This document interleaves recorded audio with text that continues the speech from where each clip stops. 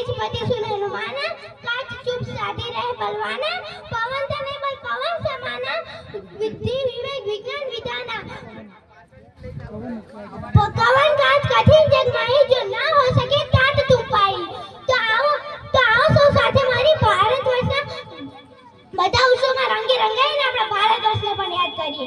मैं उस देश की नागरिक हूँ जहाँ छत्रपति शिवाजी और सम्राट अशोक जैसे राजा था। मैं उस देश की नागरिक हूँ जहाँ हर 50 मील पर रूप पहनावा और मजहब बदल जाता था।